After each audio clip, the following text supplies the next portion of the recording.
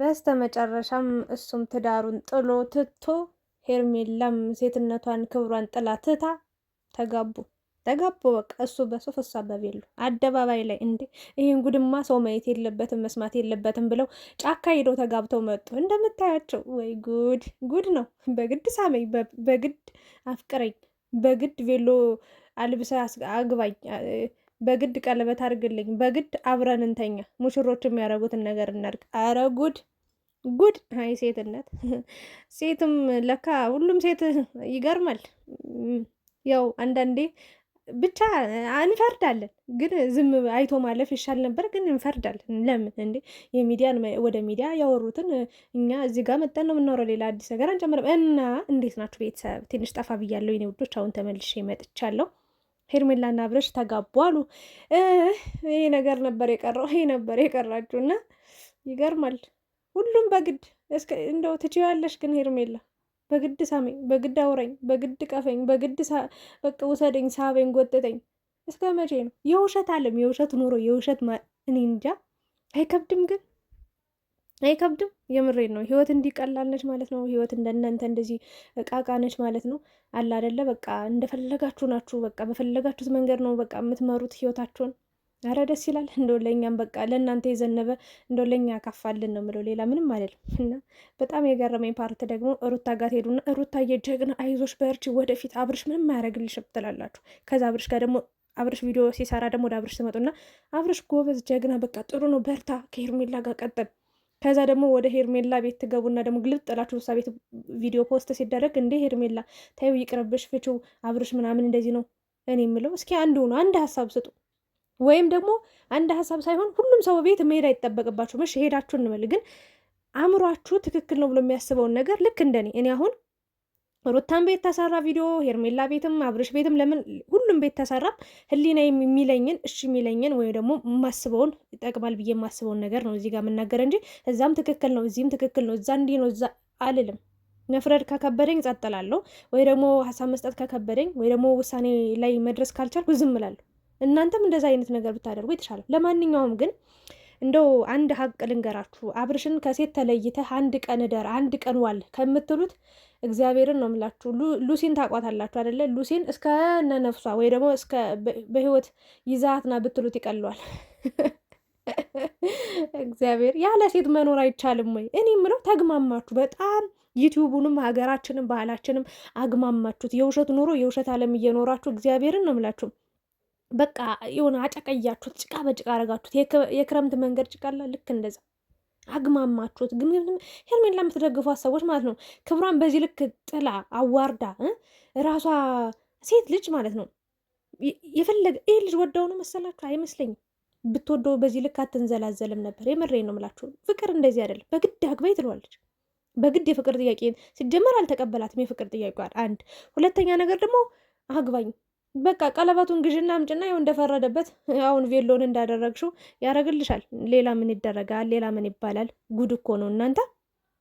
ምን ጉድ ነው ታዲያ? በዚህ ልክ ሴትነቷን ክብሯን ዝቅ እያደረገች እያዋረደች፣ በዛ ላይ ደግሞ አብርሽ ራሱ ማለት ነው ከራስ ጋር ማውራት አትፈልግም? ጊዜ ወስደ ህይወት ማለት በምን አይነት መንገድ ነው ግን እንዲህ ብላችሁ ዘና ብላችሁ እየኖራችሁ ከምትፈልጉት ወንድ ጋር እየተኛችሁ፣ ወንዶች ደግሞ ከምትፈልጓት ሴት ጋር እየተኛችሁ እንዲህ እየተዳራችሁ ለፈጣሪ እንኳን እንደው ጸሎት የምታደርሱበት ሰዓት ጊዜ እንኳን የማይበቃችሁ ሰዎች እንዴት ነው ህይወታችሁ እንዲህ ተስተካክሎ የምትኖሩት? ግን የእውነት አንዳንዴ ቀናለሁ። ግን እኔ ምን እመርጣለሁ መሰላችሁ? ሀብት ማማ ላይ ቁጭ ብዬ እግዚአብሔርን ፈጣሪን የፈጠረኝን አምላክ ከምረሳ ትውልድን ከማበላሽ የእውነቴን እግዚአብሔርን ነው ብላችሁ ክብሬን ዝቅ ከማድረግ ከፍቅር ክብር ይበልጣል። በነገራችን ላይ እንደው ጾሜን ውዬ ልደር ድሃ ልሆን የምር እና ሀብት እንዲህ የሚያደርግ ከሆነ አሁንማ ሄርሜላማ ጥጋብ ብሏታል። አይዞሽ በርች የምትሏት ሰዎች ማለት ነው። እኔ ይቅርታ አድርጉልኝና ለራሱ ክብር የሌለው ሰው ለማንም ሰው ክብር ይኖረዋል ብዬ ስለማላስብ በእርግጥ እሷ ማቃጠል፣ ሰዎችን ማናደድ፣ ማበሳጨት፣ በተለይ ደግሞ ሩታን አይዞሽ የሚሏት ሰዎች አሉ ለብቻ ያለውን በቃ ሁሉን ነገር ስለሚያውቁ እና እነሱን ለማናደድ ሩታን ለማበሳጨት የእሷን ስምም ትጠራለች በነገራችን ላይ እና ይሄ ህይወት አይደለም። እኔ ጀግና ሴት ናት ብዬ የማስብ ከራሷ ጋር ተማክራ ራሷን አሸንፋ ጠንካራ ሴት ሆና ባመነችበት ነገር እስከ መጨረሻው ሄዳ ለጥሩ ነገር ለመልካም ነገር ስትወጣ ስትወርድ ስትለፋ ማየት ግን የሰው ባል እየወሰዱ አብረኸኝ ተኛ፣ እቀፈኝ፣ ሞቀኝ፣ በረደኝ እያሉ መንዘላዘል በየአስፋልቱ በየመንገዱ አይደለም። እና አብርሽ ደግሞ ያለ ሴት አንድ ቀን ብትኖር ምን ትሆናለህ? ምን ይነካል ማለት ምን የሚጎድልብህ ነገር አለ? የማትረጋጋ አሁን የእውነት ፍቅር ይዞ ነው እሷ ጋር የሆንከው ወይስ ጊዜ ማሳለፊያ ነው? ጊዜ እየተጫወተባት ነው። በነገራችን ላይ ሄርሜላ ላይ በጣም እየተደበረባት ነው። ምክንያቱም እንደምታዩት እብድብ ያጫውታታል። አሁንማ ምላሷ ራሱ ረዝሟል። እናንተ ቀልቀልቀልቀልቀልቀል ነው የምትለው። ምንድን ነው ያጨሰችው ልጅማ? የእግዚአብሔርን የሆነ ያጨሰችው የቃመችው የጠጣችው ሻት ያደረገችው ነገርም አለ። አንደኛ ምላሷ ጨምሯል። ሁለተኛ ነገር ደግሞ በጣም በቃ ኦቨር አክት ነው የምታደርገው። በቃ እንዲህ ምናምን ያወዛውዛታል እንደ ገደል ዛፍ እና መጫወቻ እያደረገች ነው። ጌም ነሽ። በነገራችን ላይ ቀለበት አደረገልኝ። ኧረ እባክሽ 10 ቀለበት ቢያደርግልሽ እመኝኝ ሄርሜላ መጨረሻሽ ውድቀት ነው የሚሆነው። ይኸው ምን አለሽ በሉ እግዚአብሔርን ብዬ ነገራቸዋል። መጨረሻዋ ማለት ነው። ምን አለ አብርሽ እንደዚህ አለ። በቃ ከሩታ ጋር እኮ ተመልሼ የሄድኩትኝ እኮ እንደዚህ አለችው፣ ቀለበት አድርግልኝ፣ ምክንያቱም ነገ መምጣቷ ስለማይቀር በቃ እሷ ጋር ልትሄድ ትችላለህ ወይ ደግሞ እንዲህ ልትል ትችላለች፣ ስለዚህ ማስተማመኛ ፈልጋለሁ አለች። እንግዲህ ሰው ያላትን ነው እንጂ እሷ አይደለም አስባበት ምናምን ነገር አይደለም። ከዛ እኔ እኮ ያኔ በቃ ዝም ብዬ ነው ማለት ያው ሙሉ በሙሉ ልቤ ወደ እሷ አልተመለሰም ነበር ምናምን። ኧረ እባክህ ወደ ነው የምትመለሰው። ታያላችሁ ደግሞ ከሩታ ውጪ ልብ ውስጥ ለማንም ቦታ የለውም። ለማንም እንደው 0.5 ማለት ነው ክፍት ቦታ የለውም። የፈለገ ታሪክ የፈለገ ሴት ለምን የዓለም ቆንጆ አትመጣም? የፈለገ ታሪክ ይሁን ሩታን ከልብ ውስጥ ሊያስወጣት አይችልም። ሩታም የእውነት ጣልታው እንዳይመስላችሁ። መድኃኒዓለምን ያ ሁሉ ዋጋ የከፈለችለት ፍቅር እንዲባጭር ጊዜ እንዲህ ብትንትኑ ሲወጣ አይከፋትም ምናምን ማለት አይደለም። ብዙ ዋጋ የከፈለ ታያላችሁ። መጨረሻውን ሄርሜላ ነው እያለቃቀሰች ወደ መጣችበት የምትመለሰው። ይኸው ምን አለች በሉ እያየው ነው። እና ጥላሽ ቬሎ ለብሳ ምናምን በቃ አጓኝ እንደዚህ። ከዛ በኋላ አብረን እናድራለን። ከዛስ ሙሽሮች የሚያደርጉትን ነገር እናደርጋለን። ለምን በቃ አደባባይ ላይ እዛ አስፋልት ላይ ተኝታችሁ ስታደርጉ አትሉም? እኛ ምን አገባን ታዲያ እንዴ? ይሄን ያህል በጣም ነው እንዴ ቆላሽ? በጣም ነው እንዴ ፈላብሽ? በጣም ተንተከተከብሽ እግዚአብሔርን።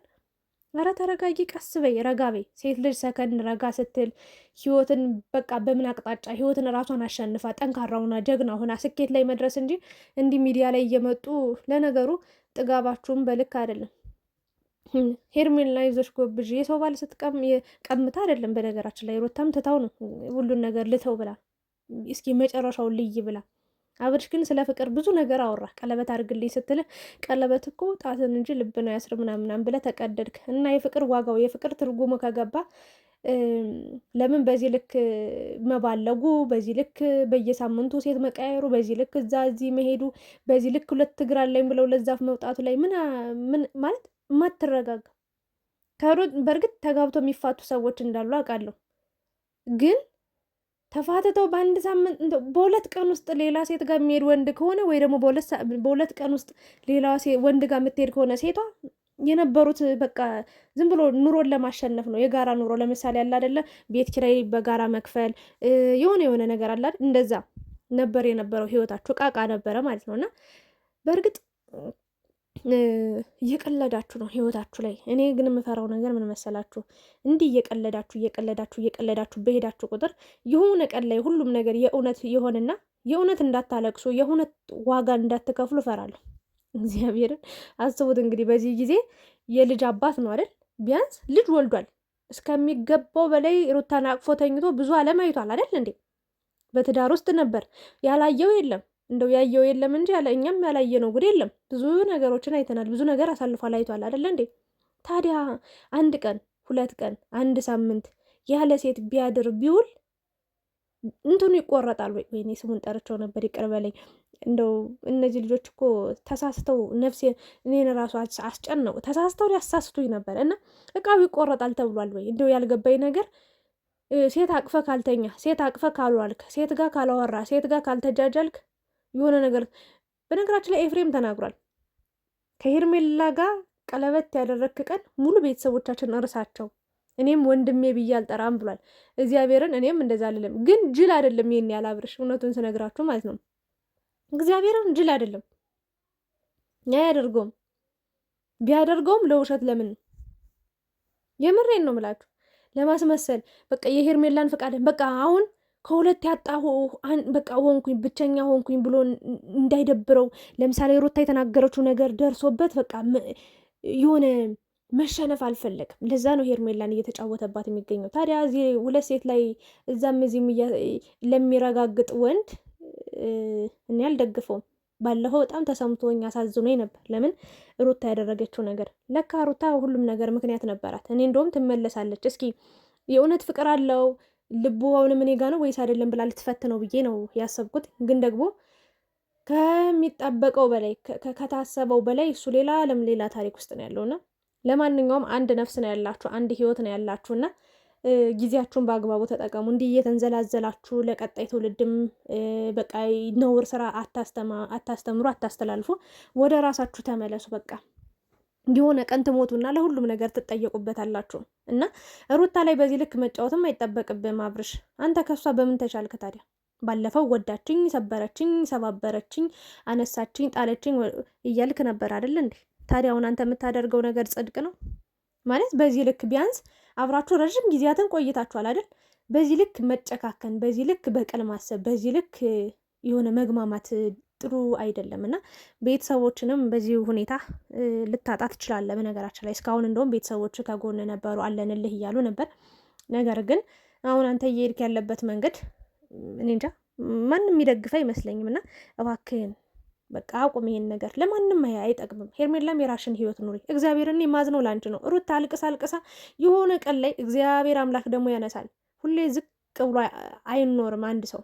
የሆነ ቀን ከፍ ማለቱ አይቀርም። የሆነ ቀን ስኬታማ መሆኑ አይቀርም። የሆነ ቀን ያጣም ያገኛል፣ የተቸገረም ያገኛል።